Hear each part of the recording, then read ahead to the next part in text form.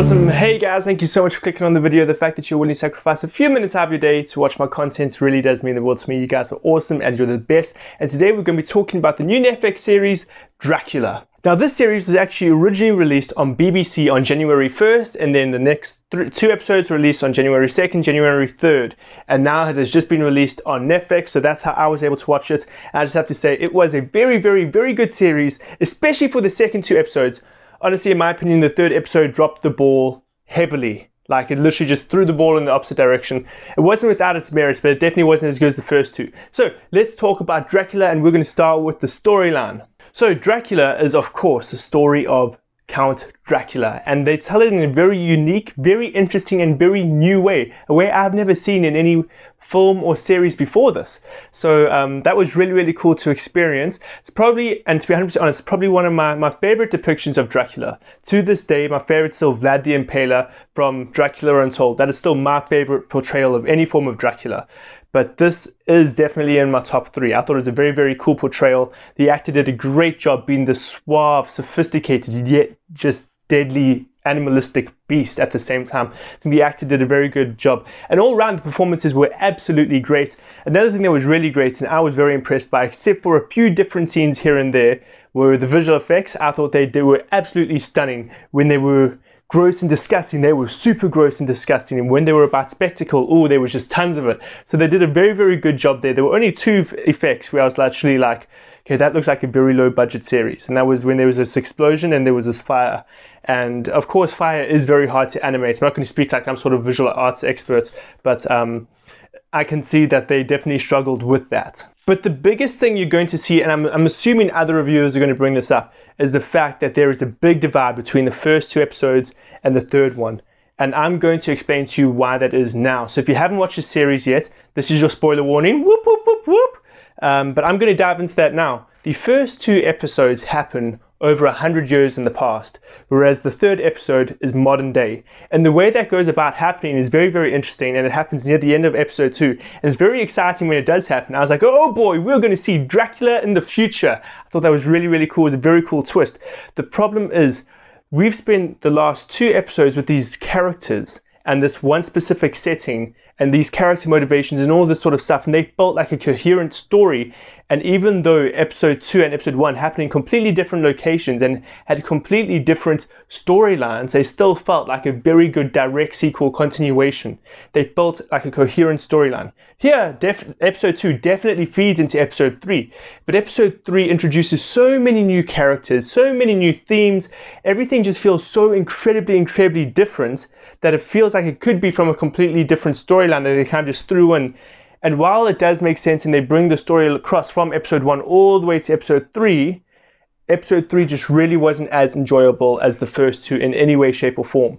And a big reason for that is they really try to dive deep into Dracula. Now in the first two episodes, we spent a lot of time with Dracula busy talking about what are his weaknesses? Why are these his weaknesses? And so it's really cool. It's very, very interesting.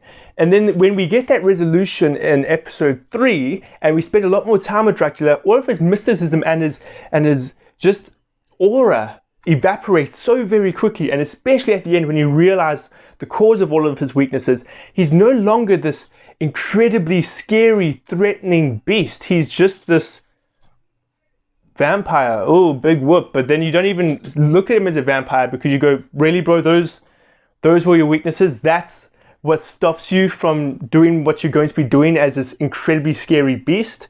It was incredibly disappointing. And I just have to say, you can see this is made by the makers of Sherlock. You can. And also Stephen Moffat, who was involved with Doctor Who. My favorite episodes of Doctor Who, he was also involved with this series. And you can definitely see the elements of the Doctor Who and the Sherlock coming into play, especially again in episode 3, where the storylines, and I know Sherlock had a very big habit of this, of going as complicated as it possibly can. They get so incredibly complicated, too complicated for their own good at times, and that's definitely what it feels like here in episode 3. It's not like it ever got so complicated you couldn't understand what was happening. No, you understood everything. The storyline was simple, it was easy to follow. It's just that they made it unnecessarily complex. for lack of a better word. They kept trying to go, oh, look at this, this is a really cool story we've taken, it's now 100 years in the future, how is this character going to be taken over, oh, look at this blood, the blood in 100 years wouldn't make sense if you haven't watched the series, but it'll make sense once you've watched the series. But stuff like that is unnecessary, and while it was cool, it wasn't necessary for the series, it wasn't necessary for the show in any way, shape or form, in my opinion. Again, when it comes to episode 3 really does feel like it's been completely separated from the first two, because while the first two were tense and they were scary and there was horror involved, like I honestly genuinely got scared at so many different times, in episode 3 it was more like a character study, an analysis on Dracula.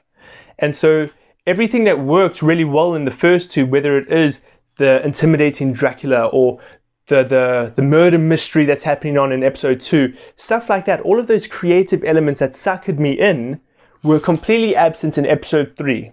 And so it's making this series incredibly hard for me to review, because while the first two were absolutely stellar and I loved them and I wish we had more of them, because of course this is only 3 episodes, it's a mini-series, and then we had episode 3, which in my opinion honestly got even a little bit boring towards the end once you've realized all of Dracula's weaknesses and all of that for happening, which again wasn't the very conclusion, and there was a very big exciting twist that happened. Well, I'm not going to get into that, but I was like, yo, I was not expecting that. So while there were moments like that in episode 3, it was just of such a much lower caliber to the first 2 episodes in my opinion. So overall, I would definitely recommend this series, especially if you are a fan of not just Dracula, but also monsters in general, any supernatural creatures. This is definitely a series that you will enjoy, and I highly recommend it. Just, I'm warning you, episode 3 has the potential to seriously let you down. I was literally sitting there deflated in the end going, is that it? You've created this incredibly captivating, awesome, scary, horrendous beast in Dracula, and that's his send-off? I think the reason I'm most disappointed about episode 3 is I loved the lore and the take of Dracula they gave us in the first 2 episodes. I loved this idea of these undead creatures and him busy experimenting to find a bride and stuff like that. Those were all so incredibly unique and captivating. Those were very exciting. And then in episode 3, they kind of all threw that out the way. I know he does, spoiler warning, he does try to create a bride, but it feels like it's such a shallow comparison and a shell of an idea in comparison to what was happening in the first 2 episodes that were exciting and fresh. Did the modern day aesthetic kill it? No, I don't think it did, because I honestly feel like it could have worked. The moment I saw the helicopter, I got excited. I was like, yo, we've got Dracula in the modern world. And that's exactly how I felt at the end of Dracula Untold, when we were like, oh wow, this is incredible. We've got Dracula in the modern day. I've always wanted an awesome Dracula modern day story, and I think also that's why I enjoy Underworld so much. It's werewolves and vampires, but in the modern day. Who doesn't love that? That's incredible. That's so flipping cool. But I really feel like this series just didn't capitalize on that idea, on that premise. But guys, thank you so much for watching this review. You guys really are the best. You're awesome. If you haven't subscribed to my channel yet, then please do me a favor and do that. Leave this video a like if you enjoyed it. Subscribe, as I said before. You guys are awesome. You're the best. I'll see you in my next review.